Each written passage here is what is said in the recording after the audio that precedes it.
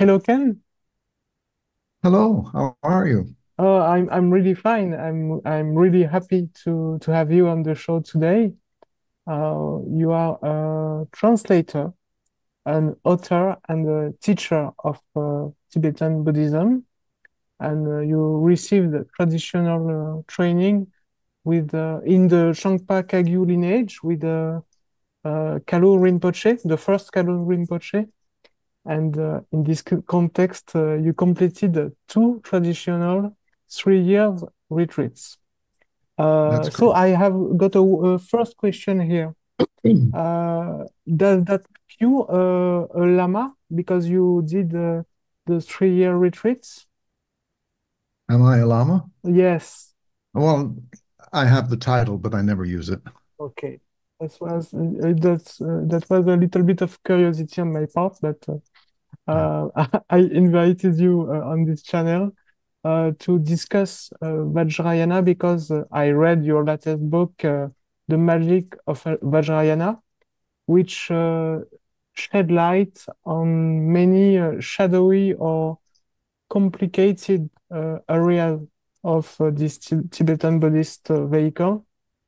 So I wanted to discuss it with you and to kick off the discussion and perhaps to make it clearer for the audience. How would you define Vajrayana and what is the purpose of this vehicle?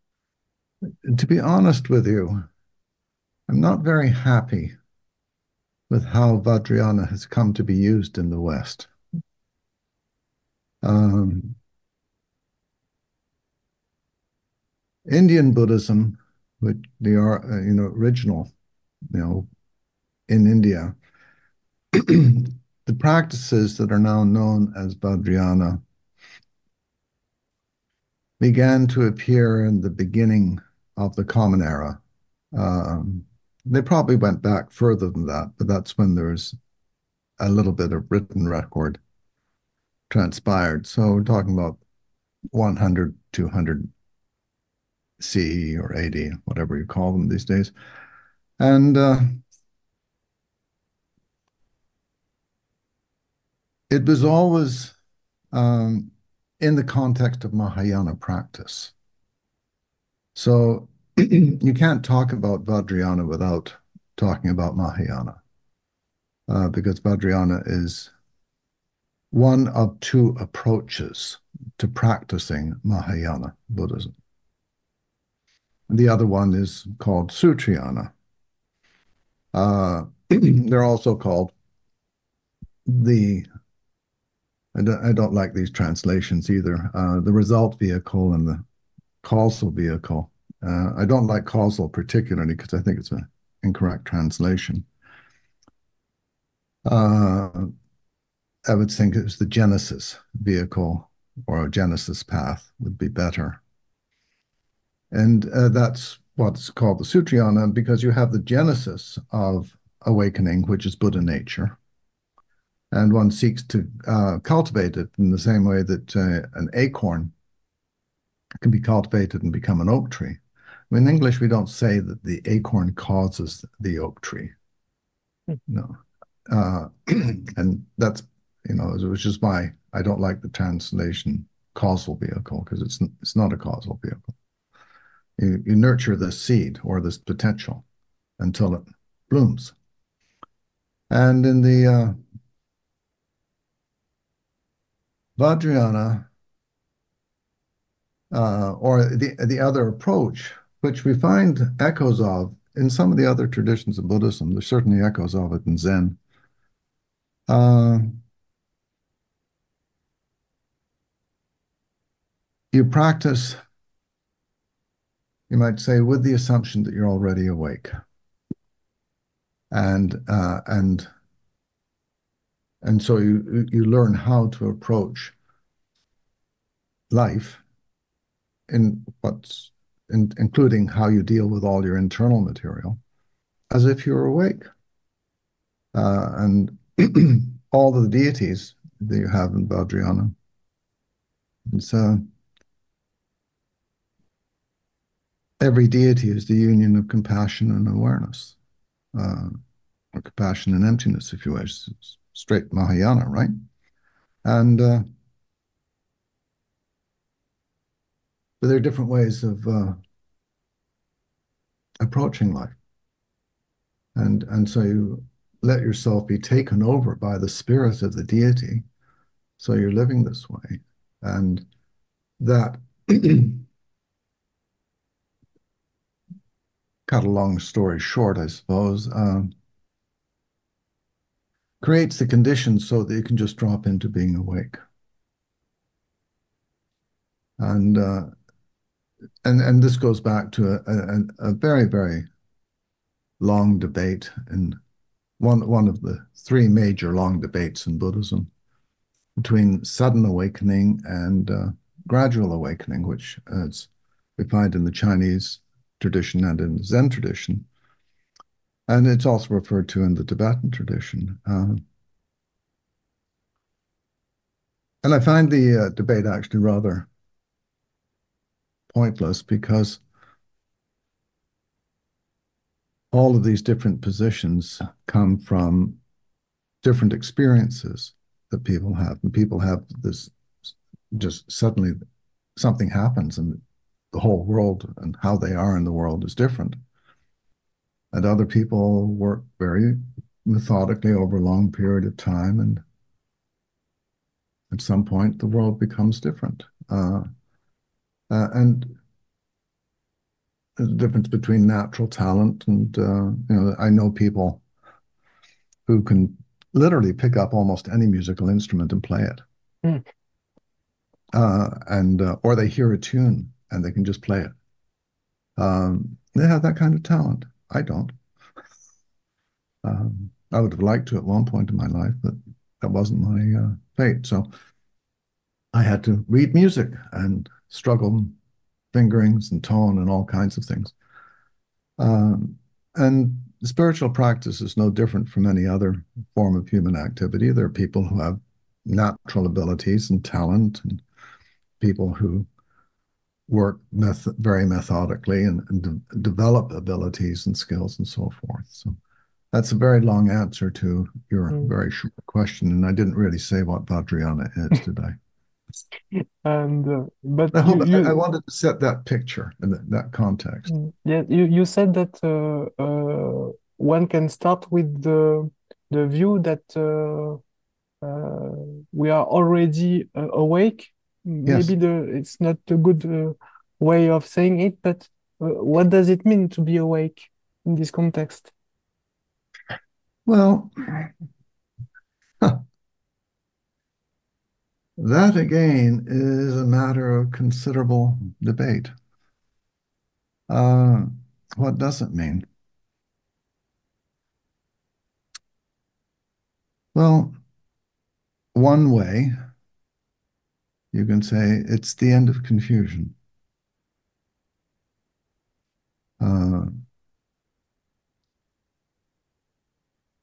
And a lot of people say you see things as they are. That's not true. You know things as you know how things arise, which is different from knowing how things are. And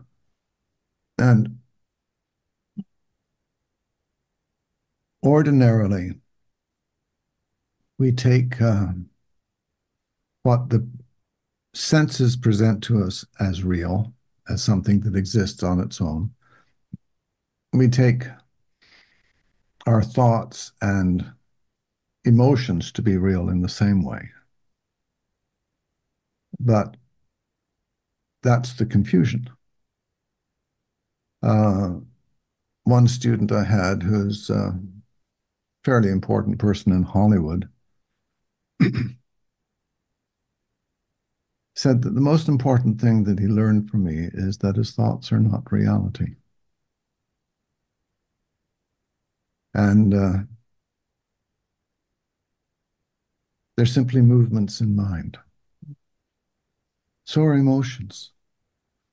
And an old friend of mine, was a student at one point, but he also became a very good friend, died a few years ago.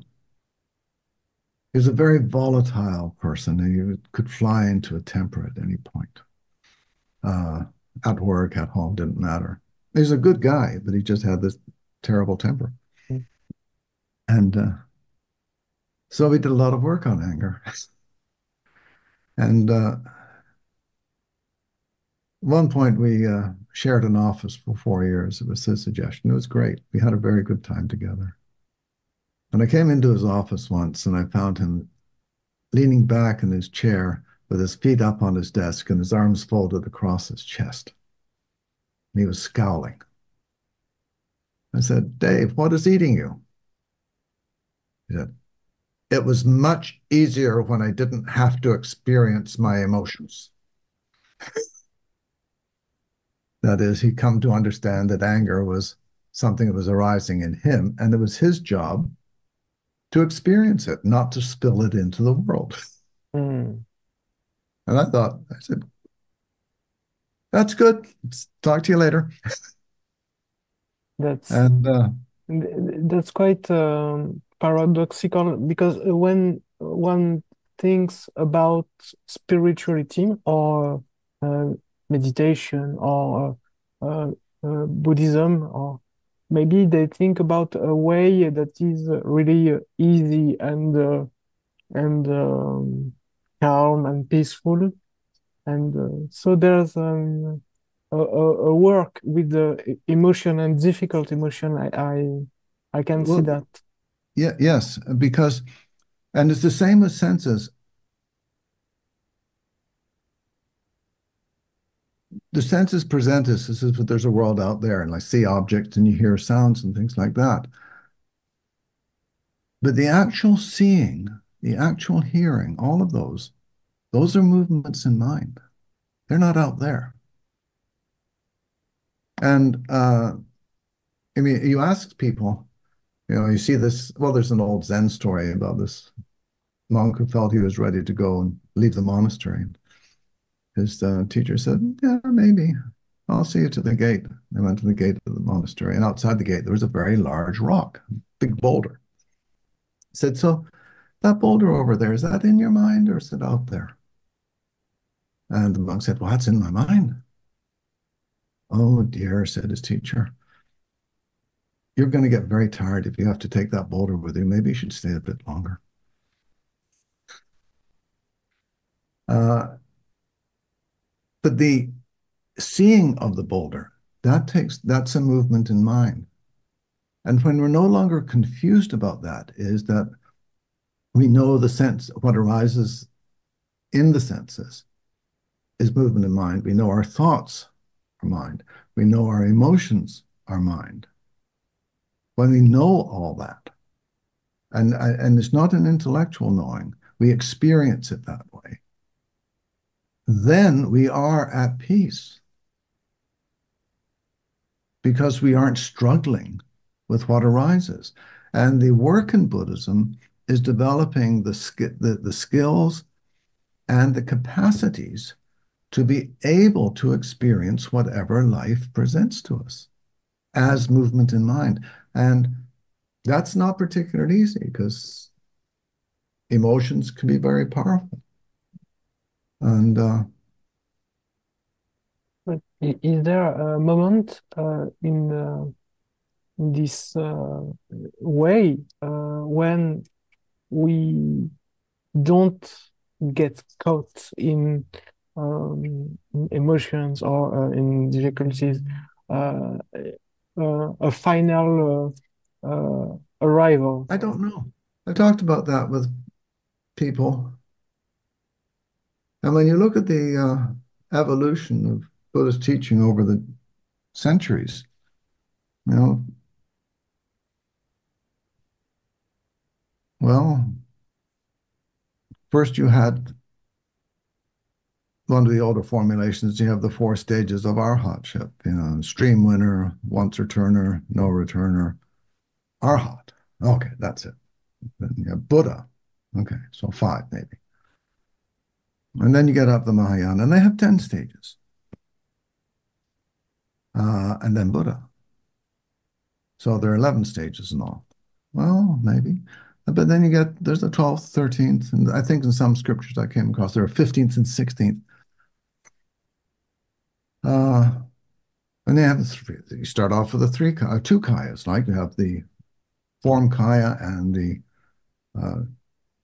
Dharmakaya, Nirmanakaya and Dharmakaya. But then the Nirmanakaya gets split into the Nirmanakaya, Sambhogakaya, and Dharmakaya. But then you have the Nirmanakaya, Sambhogakaya, Dharmakaya, and Svabhavakakaya. And then you have 5, maybe even 6 sometimes. So I think all of these things, these are people trying to convey their experience to other people. Mm. And I don't know whether there's a top. It doesn't matter. One of the things that Kalou Rinpoché taught many times, and I've just found it very, very useful. We find this in different formulations, but the usual one is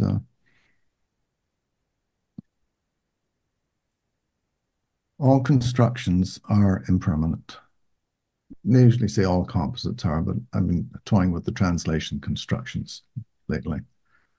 So, and you know, the world that we experience now, it's a construction. It's constructed from all of the different movements in mind, and we make this picture, and there it is. So it's impermanent. It's transitory. And then the second one is emotional reaction is suffering, is the usual one. The pleasures or zakche. All out. The technical one is outflows, but it basically means emotional reactions. You just spill it out into the world. And I prefer to translate dukkha as struggle now rather than suffering. And everybody, I mean, you ask people, do you suffer? And they say, no. Do you struggle in life? They say, yes, because we all do. And when you have strong emotions, you really struggle, right? Yeah. Anger and desire and pride and jealousy and greed. And you can struggle with love and, you know, it can be difficult. And then the third one is all experience.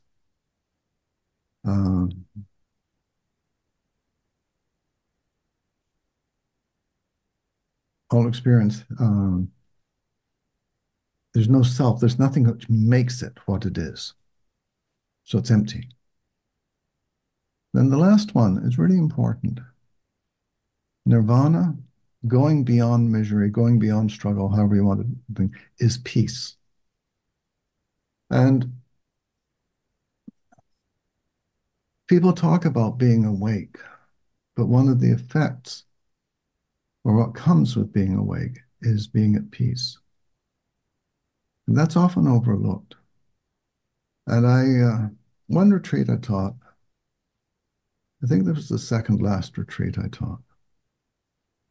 You know the story about the princess and the pea? Mm. I think it's Hans Christian Andersen. You know, this princess who can feel a pea under 100 mattresses. So this is the instruction that I gave people in this retreat. I said, I want you to forget about getting anywhere in your practice. I want to forget about that completely. Your meditation periods, I want you to, you know, sit in meditation posture, and I want you to rest so deeply that you're like this princess. You're resting so deeply that you could feel a pea under 100 mattresses. And I expect you to come in for your interviews completely black and blue from being bruised by this pea. It was an incredibly fruitful retreat. And if people couldn't sit or something like that, I'd say just go for a walk. Their body was tense or the mind was tense. And that's not good for practice. You need to be very relaxed, very open. And But this quality of peace, just resting deeply, deeply. Because when the mind rests, then you experience how everything is a movement in mind.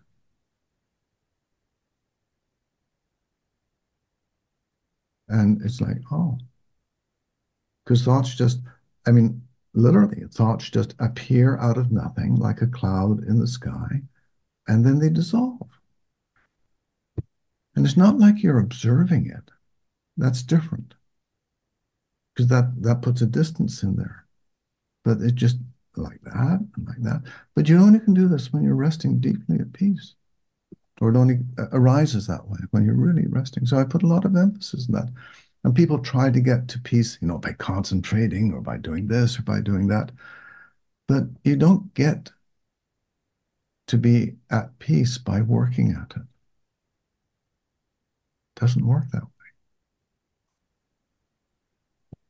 way. Maybe that's what uh, I I felt in reading your last book, because there is a lot of struggle in this book. It's kind of your personal journey through frustration and difficulties with a deity practice or protector practices.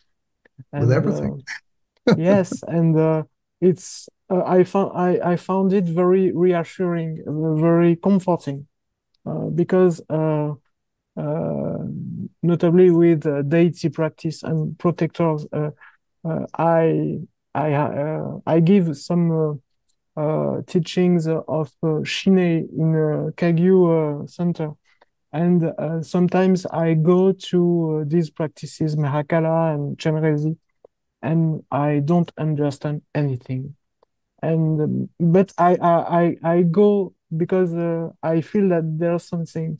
And in your book, it's really uh, you give some keys to understand these deities or protector practices. And I wanted to ask you if you could describe in few sentences what was the core of uh, these practices. Oh,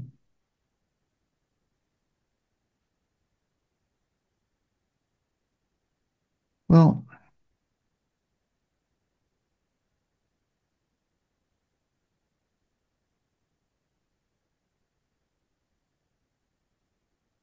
the core, I suppose, you're talking about deity practice, right? Yes.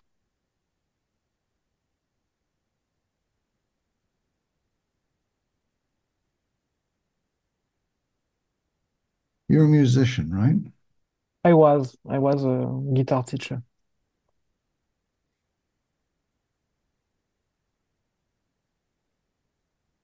You've probably experienced being taken over by a piece of music.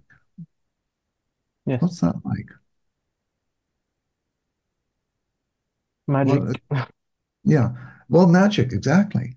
Uh, what was a piece of what piece of music can you recall taking you over sometime? Uh, it's Metallica song, Nothing Else Matters. It's a very melodic and harmonious one. Yeah. And So you say it's like magic. So when you're taken over by a piece of music, what happens in you? it's a really good question. Are you agitated? No, it's automatic. There's it's like a fusion with the music. Yes. Uh, so you're not agitated. What are you?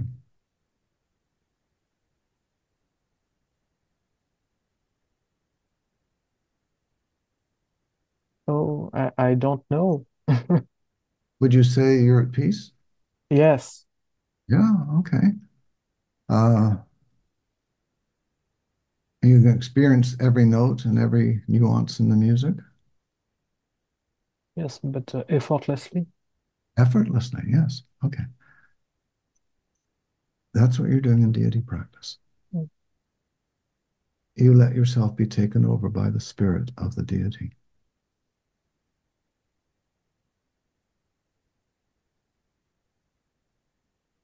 Okay. So you take, for instance, and this is what I tried to convey in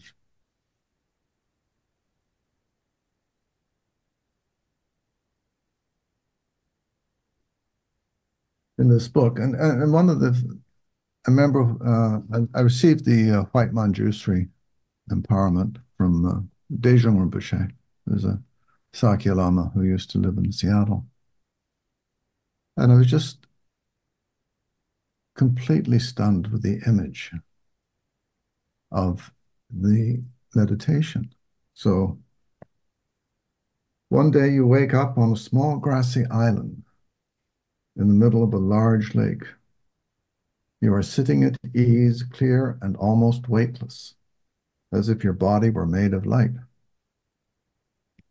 The dense jungle on the distant shores of the lake echoes with the sounds of 8 white elephants roaming through the trees. Their crashing and trumpeting do not trouble you. The peace in you is so profound that you have no sense of time. So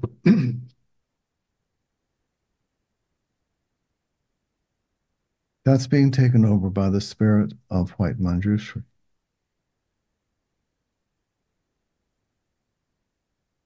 You're completely at peace. The 8 elephants are the 8 consciousnesses.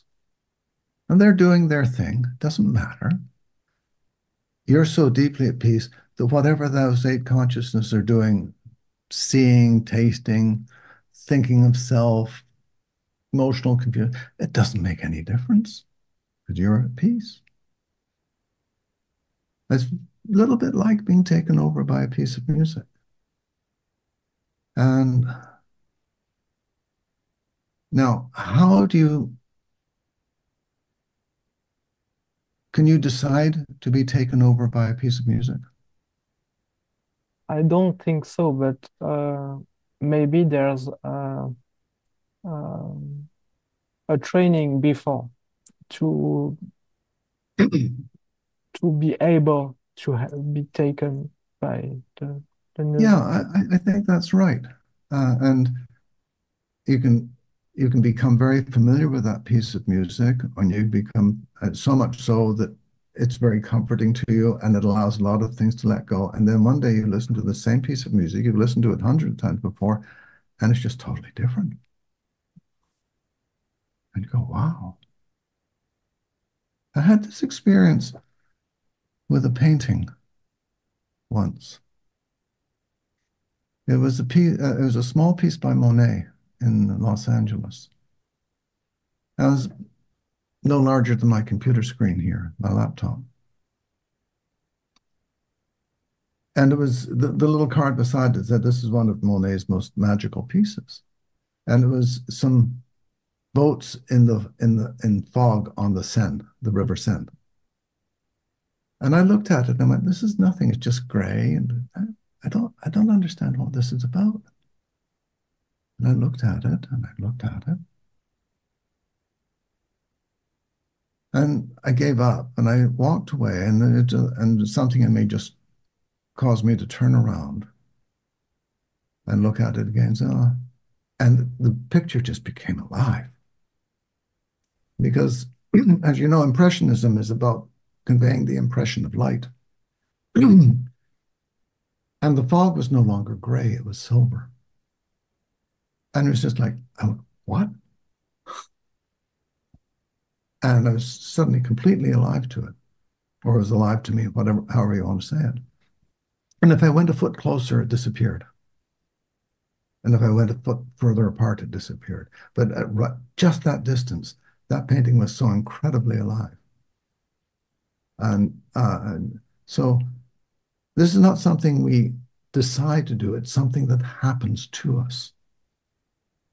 But as you say, there's a way, there's things we can do to practice to make it more likely that it happens. That's what you're doing in deity practice. And people get so caught up in, saying mantras and things like this. It's totally the wrong approach. And it's really the wrong approach, very deeply. Once Trungpa Rinpoche was visiting a very little center I used to have in LA, and we had people doing shamatha, shine.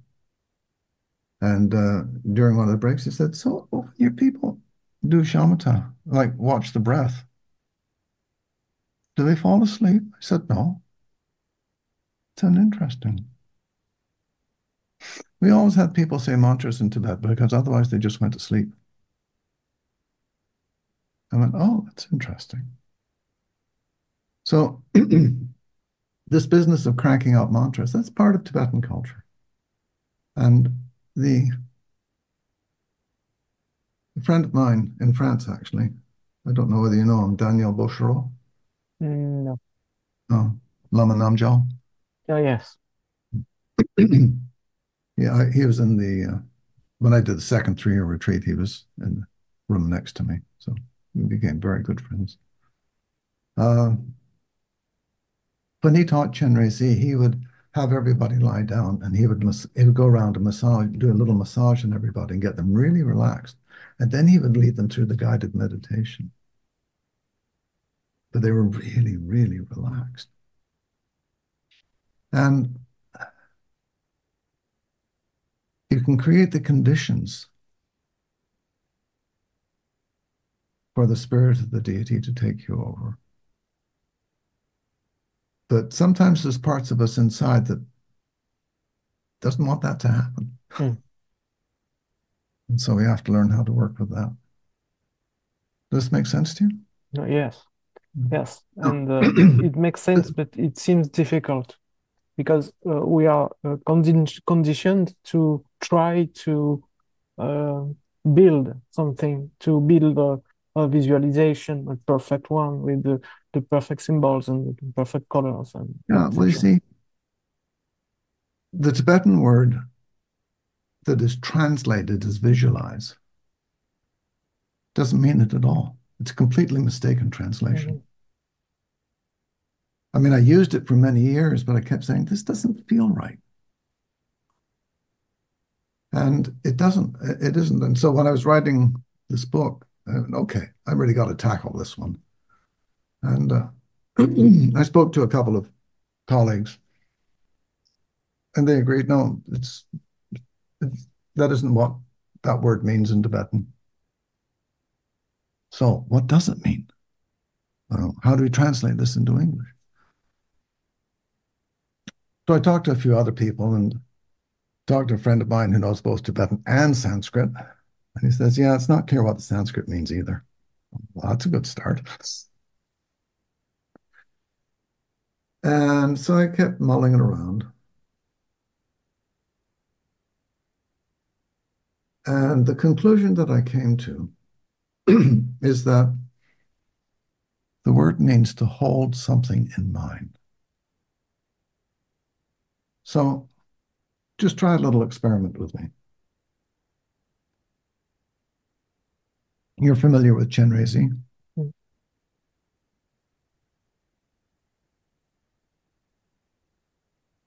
So I want you to try two things. Actually,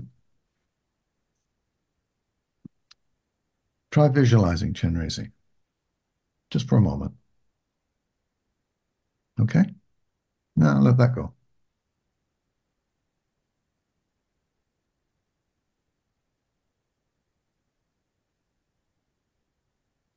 Be Chenrézi. Right now. Be Chenrézi. Okay? What's the difference between those two?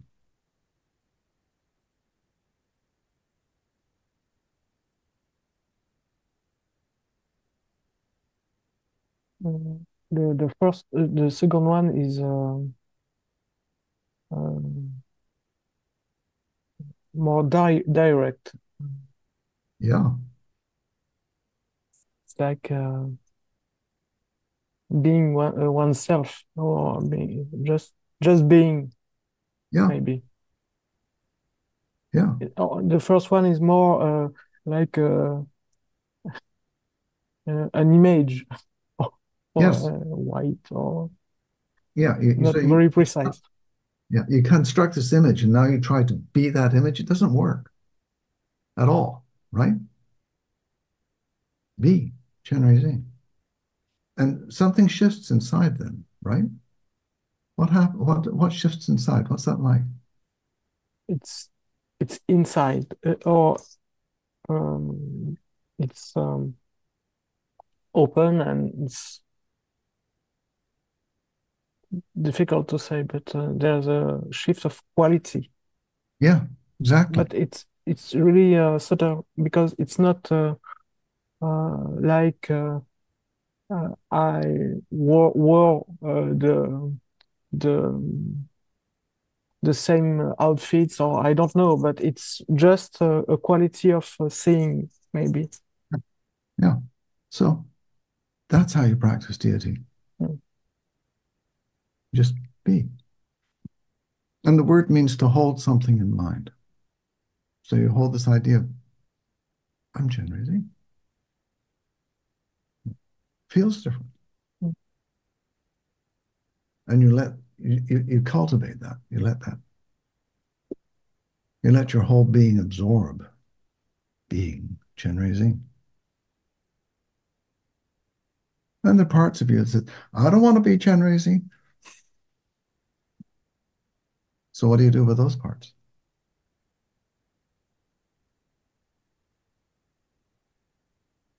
It's a good question also, because Oh, one what would can Chen, hold what on those parts. Chenrézi do with those parts?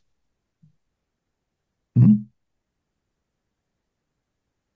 No, you can't get rid of them because they're part of you. Mm. So you can't let them run the show because that's not where you want to go. It reminds me of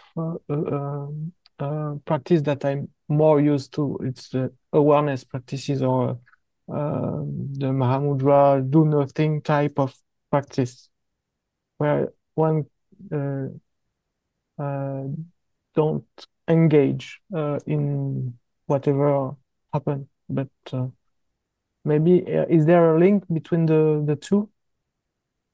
I think so. Yeah, it's Mm. a very, very deep link.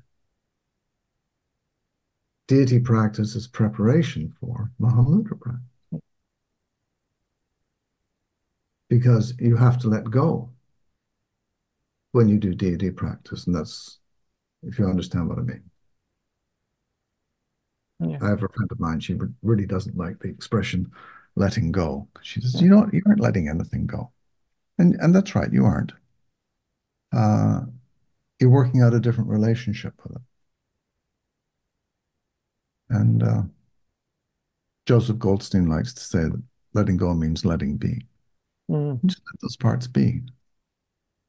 And they can go into a corner and throw a tantrum, but that's fine. You just let it be.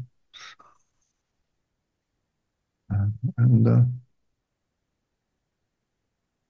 eventually the tantrum plays itself out. The part says, well, that was pretty stupid of me, wasn't it? Yeah, but you had to do it, so that's fine. Yes, but it, there's the question of action or ethics, maybe that can be Oh, linked. this is all, everything we're discussing here so far is about how you practice Mm. on your cushion.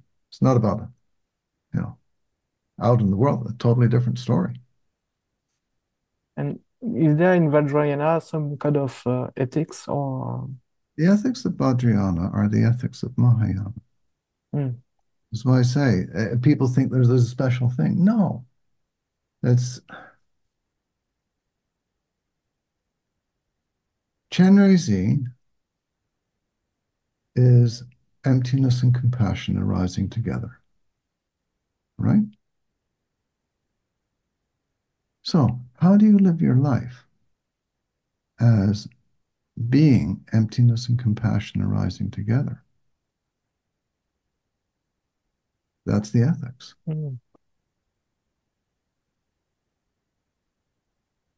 That's all. And people make it much more complicated than it is. No, that's quite challenging. Mm. Not getting caught by anything. No, that's the emptiness side. I mean, I'll give you a very simple example. I want to write an article on this. I haven't got around to it yet. Suppose you're dreaming, okay? And you know you are dreaming. You have a lucid dream or whatever you want to call it, okay? And in your dream, an old woman comes up to you and asks you for help. And she's clearly very distraught. And it's a dream. And you know it's a dream. What do you do in the dream? Yeah, easy. I What? helped the woman. Why? Hmm? Why? It's a Because dream. it's, Why don't yes, you but just push her away and go off and do what you want to do? I practice a lot of dream yoga, and one of the teachings is that the karma or is the same in the dream and in the waking state. So, and in the waking state, it's also a dream. So there, Yeah, I understand. But is it because you're obeying the law of karma? Is that what's happening to you? I don't believe you. no, but the question. I asked myself the question why I act in uh, that kind of way in the dream. And there's also because I know that it's me, and that's a part of my world. So if And you I can't get rid want of it. peace, there's no separation to get. Yes. Yeah, there you are. There's your ethics right there. And we think that this stuff in the world and the waking life, that's not part of us, but it is. It's not very complicated. Yeah, no, it's not complicated, but one has to experiment and to be able to see a little bit clearly the what's going on. Yes, I agree. I've got a last question, Okay. more practical one or pragmatic one. Are there any contraindications for practicing Vajrayana? Is it dangerous? Maybe sometimes we can see these deities, these protectors, or working with the channels. And do you think that it can be dangerous? Of course, it can be dangerous. Any form of meditation practice can be dangerous. I had there's three people that have written to me recently.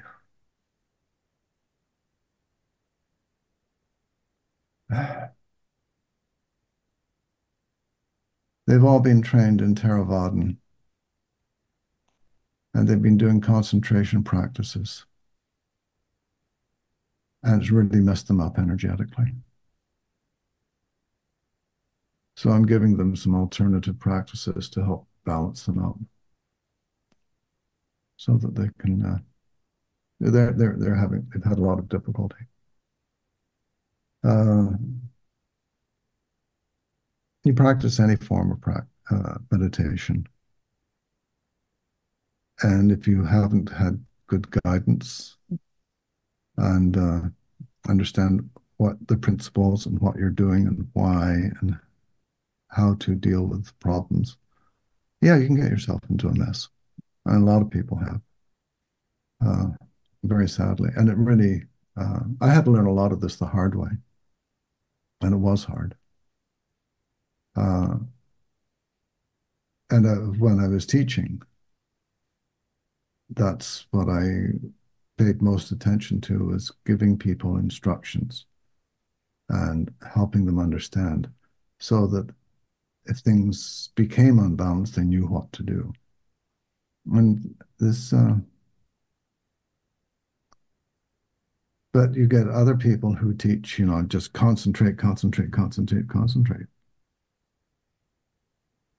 Well, that works for a small number of people, but it can mess you up. And that's nothing to do with Vajrayana. And you start using the internal energy of the body and transforming it. Yeah, there are lots of potential problems with that. So you need good quality guidance from someone who knows what they're doing. And so you can learn, okay, if this kind of thing happens, then I need to do this, etc. Balance is the condition which is optimal for awakening, very simply. And so whatever form of practice you do, you need to know what it's doing and what the potential imbalances are and how to correct them. We're never actually in balance,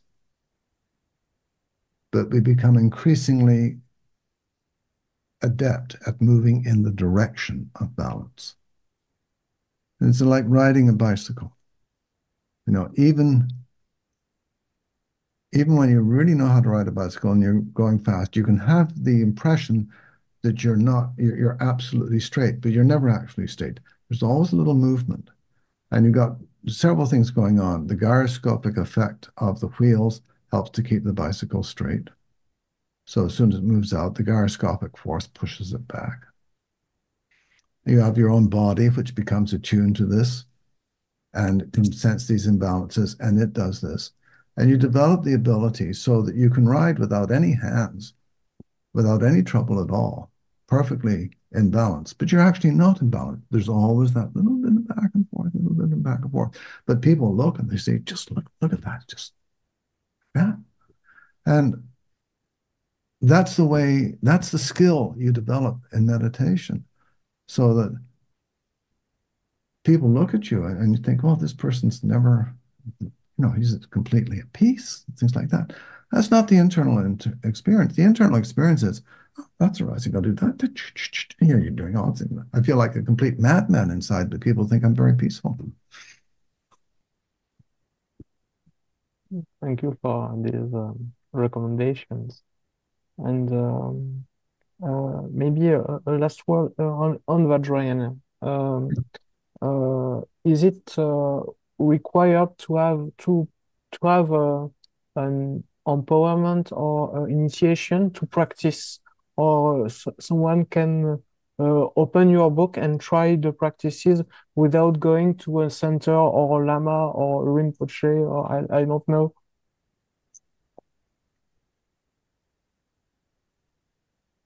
Let's go back to the analogy of music.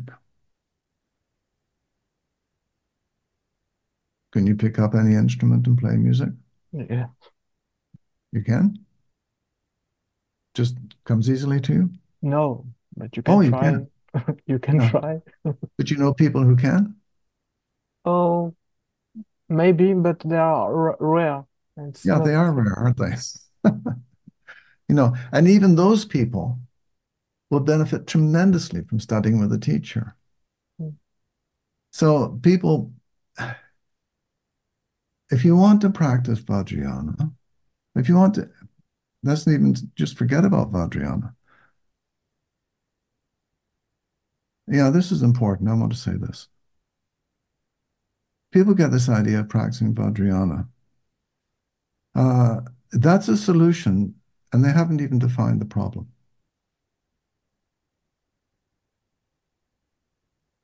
So the first question is, I say, why? What's leading you to do this? Because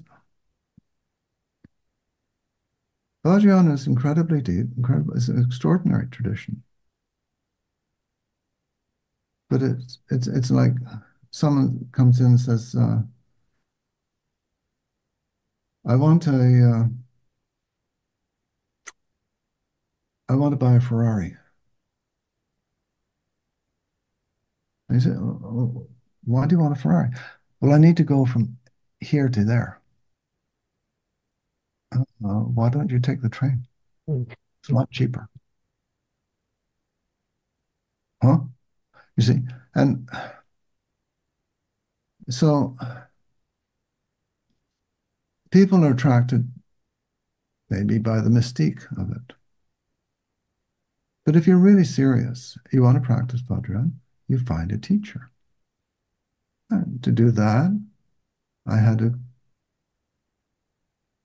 travel halfway around the world and learn another language. That's how I found my teacher. But most people don't want to do that. And so it's, and this is not just about Vajrayana, this is any form of spiritual practice.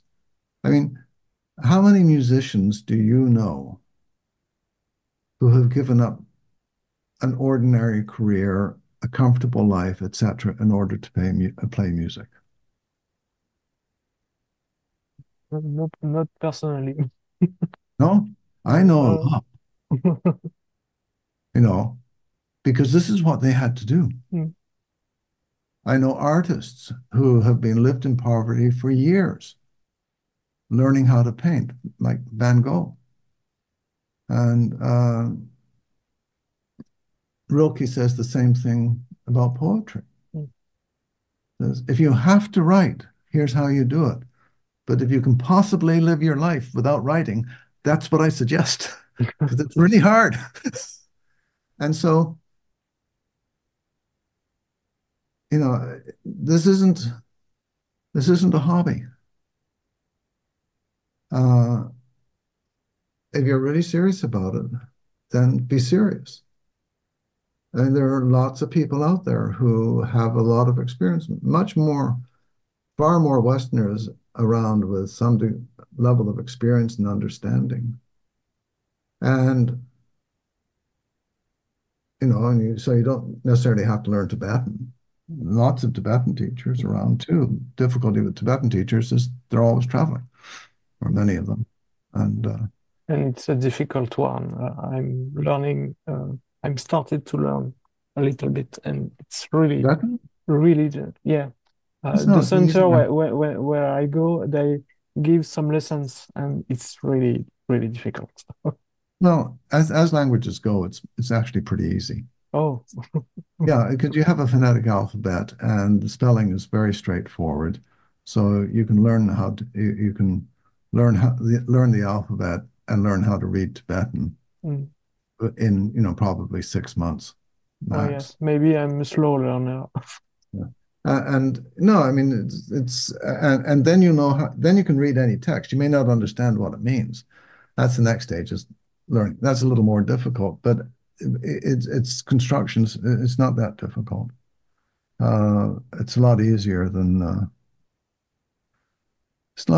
Swahili or Chinese. Mm. It's a lot easier than English. Much easier than English. Oh, Probably easier than French too. even French can't speak well French, so it's Well, French verbs are difficult. yeah. Yeah, but but you don't need to do that anymore. There's lots of stuff in English, Mm. but you do need someone. And so, you know, a whole people. I wrote the book for people who are serious about practice. Uh, Most of the people, I think, or I don't know, I have no idea really, but I wrote for people who had a teacher, had been practicing for a period of time, and have a lot of questions, and they Mm. can't find any answers to the questions. And I was very happy when you said that you found that this book clarified a lot of the questions you had. That was the That's the purpose of case, yeah. writing the book. It's really clear and really detailed. The practices are really explained because when you go and do the practice in a center, it's you come in the practice, and you don't necessarily have the context, and there's the context, so it's Yeah, perfect. that's what I wanted. This is for people who've been practicing Vajrayana for a while and don't know what they're doing. Mm-mm. So this was to help them, and so I'm very happy to hear that you found it helpful that way, because that was the point. That was my point in writing the book. So thank you. Thank you. And we are coming to the end of the discussion. And Okay.